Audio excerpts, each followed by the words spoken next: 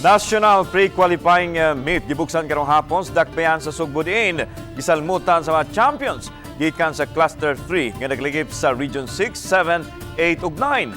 Ang makalusot nini mao ang makapadayon sa Palarong Pambansa 2023. Ano ang report?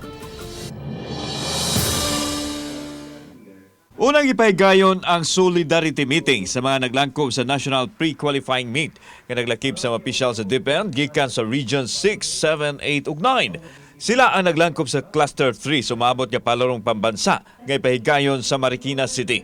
Apan karon pa lang hashasan una ang mga atleta pinaagi sa pagsalmod sa labing unang National Pre-Qualifying Meet diin napili ang dakbayan sa Sugbo isip venue niini. In a very short notice, the city government of Cebu accepted the challenge to host as well with the Cebu City DepEd and the regional office to host this Palarong pre-qualified Cluster 3. Nagpasalamat ni sa inyong pag-abot to Cebu, and we know that this is a very exciting week, especially for all the athletes, because if you remember, the pandemic was a very big disruptor for all of us. I believe the true essence of this event are the spirit of sportsmanship, friendship, and nationalism.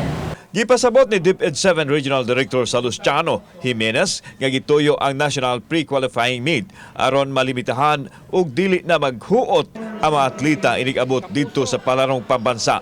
Labi na kaning mga team events manggod, no? Mas risky man magdala og daghang team events.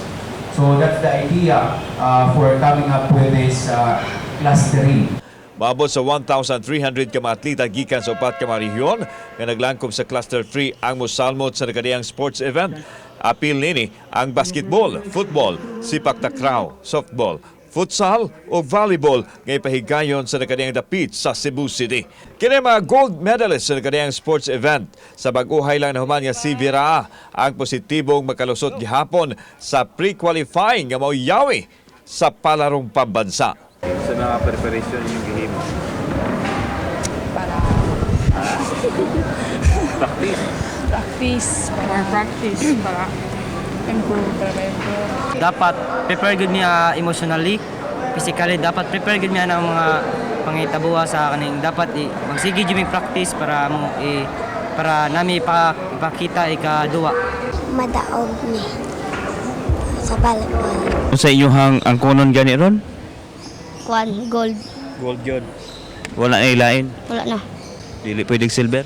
Dili. Dili pwedeng bronze? Gold yun. Gold. Sure na? Sure.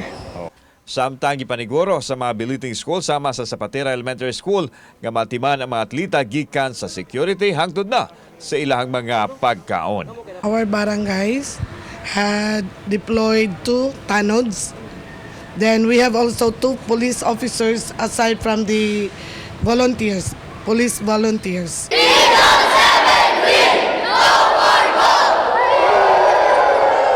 Kauban si Clover Lumayag, ako si Alan Domingo.